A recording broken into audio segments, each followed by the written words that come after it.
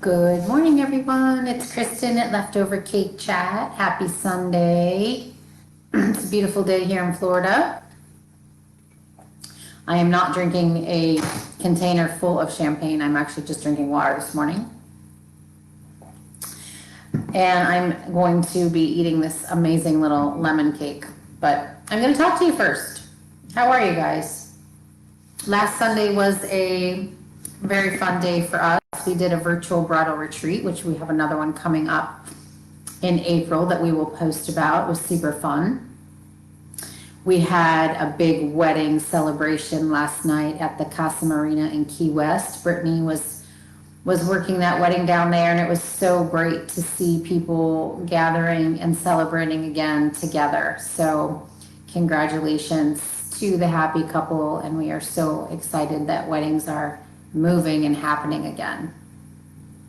My destination choice this week, I spent some time in Boca Grande, Florida, and that is my highlight destination this week for weddings. Such a quaint little beautiful place. Feels like you're on your own little private island, which you know we love.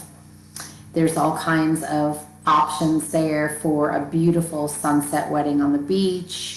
The Boca Pass Club is absolutely stunning with all of the banyan trees as your backdrop, and you can tent there. There's also, of course, the Gasparilla Inn for our more larger clients that have a higher budget. That's a very expensive location, but absolutely stunning location. Beautiful golf course, wonderful fishing, boating. I would definitely suggest for a bridal party outing to do a day off of Boca at Cabbage Key, which is another private little island where you can go for lunch. They have accommodations if you choose. You can actually maybe even do like a little post honeymoon there. Super fun, cute little island that you boat to. And I think it'd be a really great outing for a bridal party, for like a little mini bachelor party. And then for my product spotlight, I'm going backwards just to switch things up a bit this morning. I just want to mention that we have selected our date for our next bridal retreat, our in-person retreat. We do have 20 spots available only for Nashville, Tennessee, October 14th to the 17th. And this is the retreat that is in person, 3 nights, 4 days, all inclusive, where you will be working one-on-one with all of us, with all of our 5 coaches. So it is a really awesome opportunity for the newly engaged to come together and be with like-minded other brides that are actually going through the same thing that you're going through, and then of course having all the experience of the 5 coaches to walk you through all of your important steps for wedding planning. We want you to enjoy the journey, not just the wedding day, but enjoy the journey. And we are going to be staying at the dog's trying to actually the dog's trying to get in the room right now, so he's distracting me a bit. He's not happy that he's not on camera with me. So we will post more about the bridal retreat in October on all of our pages coming up. Again, we only have 20 spots available. We limit it because we do want to be able to have all of that one-on-one time with you. So now I'm going to talk to you about some bridal party drama that is happening recently for some people that have reached out and questions coming through to us. First of all, this is not about your bridal party. This is about the 2 of you. So if you have people that you've asked to be in your wedding and they're not supporting you, or they are battling with each other for whatever reason, I don't care what it is, it's time for them to go. You really just don't need the drama and the stress and the negativity around you. These people were asked to be in your wedding because they are someone that's important in your life.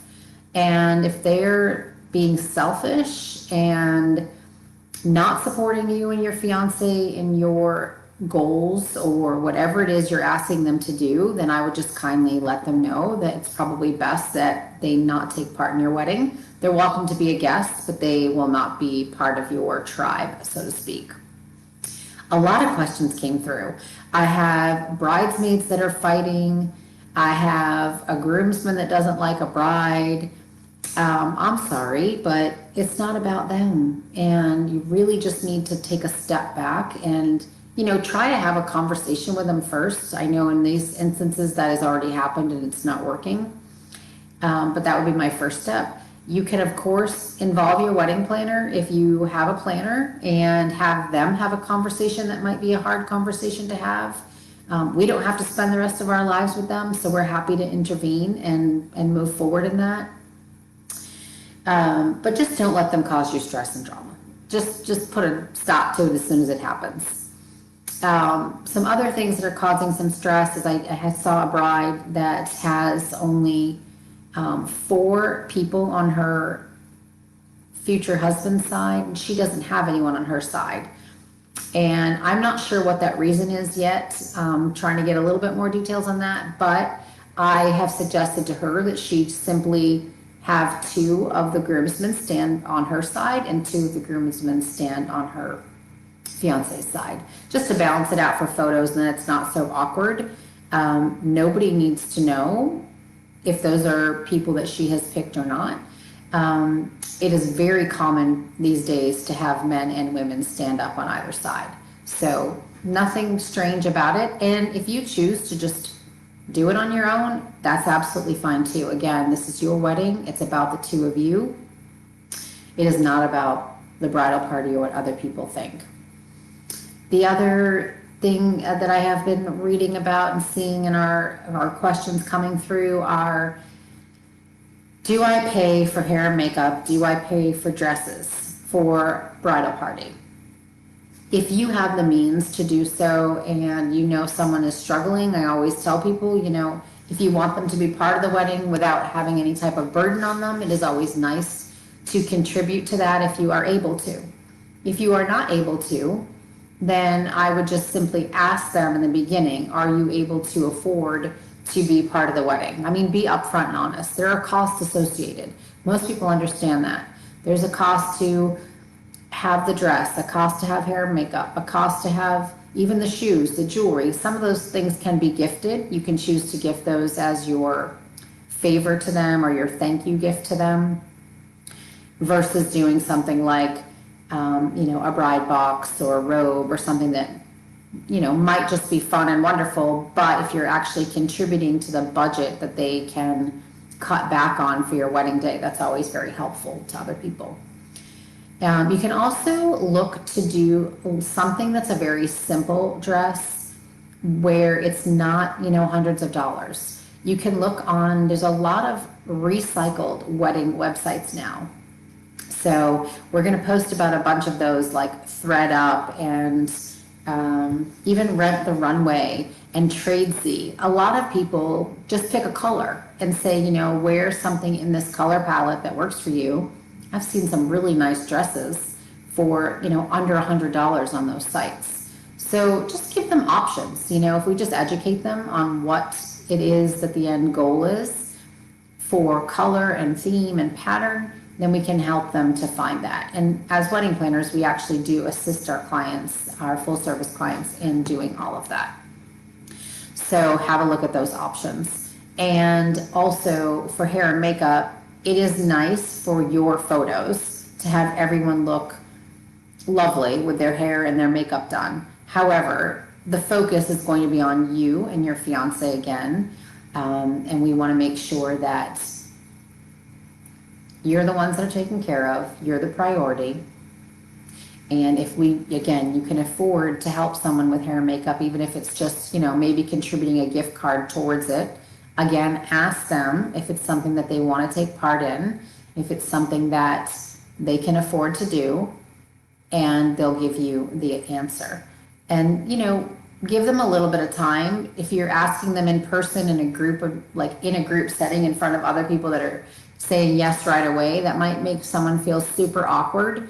So maybe a nice handwritten note, not a text, not an email, maybe a little handwritten note that just says, hey, I would love for you to take part in my wedding day.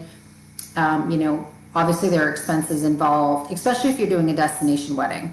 At Swivel Group events, we tend to see 90% of our clients are destination weddings. So there's that added expense as well. So you just want to make sure that, again, you're communicating that up front, find out the cost, negotiate or have your planners negotiate room blocks and pricing so that you can go to your bridal party educated, and your family as well, and share with them what the cost or the estimated cost might be for traveling to the wedding and for all of these expenses that will happen associated with the wedding. The other thing that I'm seeing is that if you have a sibling on either side that you did not ask to be in the wedding party, and you are getting a little bit of pushback from parents of that child, again, it is not their wedding. So if you have a conflict with that person, or if you only had a certain number of people that you wanted to have in your wedding, just explain that. But I would also try to find something else for that person to do that makes them feel like they might be involved. And the reason for that is, again, you're spending the rest of your life with these families, right? So you don't want to start off on a wrong foot. You don't want to start off with negative family dynamics. You want to try to keep peace, especially on a weekend that's supposed to be all about love and celebration.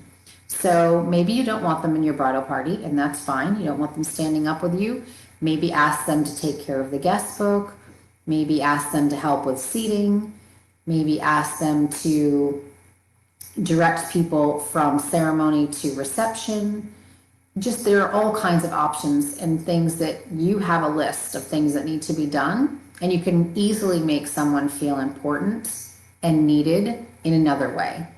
And you just, again, simply explain to them, your vision is for 3 people, your vision is for 5 people, your vision is for 1 person, and that you really just have always had that in your head, and you would love for them to take part, but just in another way. So reach out to us with any questions, with any problems. These are all great questions. They're all things that come up far more often than you can imagine. Almost every wedding has some type of family dynamic or bridal party drama, which doesn't have to happen. Again, use your planner as your middle person. Don't get involved in stuff that's going to stress you out. We talk about that in the bridal retreats. The whole reason I created the bridal retreat was so that people can go into their wedding and have a stress-free experience, an enjoyable experience. It's such a big time in your life, and you really just want to make it a fun time, not something that you are worried about or stressing about. So that was a lot. And take a sip of water. I probably should have had champagne on that one. But I'm happy to answer any questions. I don't know if I have any questions. I know Erin is always behind the scenes from Nashville answering any questions that we have. Facebook seems to change every time I come on live, so I can't see any questions today. But if you have questions and you post them in the group, I'm happy to answer them at any time. You can also join our Leftovercakechat secret wedding group if you have personal things that you want to ask, that you want to make sure that no one else in your circle maybe reads or finds out about. Social media is a very crazy platform, as we all know, and so you can message us at Swivel Group events. You can reach out to us at the Bridal Retreat. We are on Instagram, Pinterest, Twitter, Facebook. If you can't find us, I would be amazed, but it's www.thebridalretreat.com or www.swivelgroupevents.com.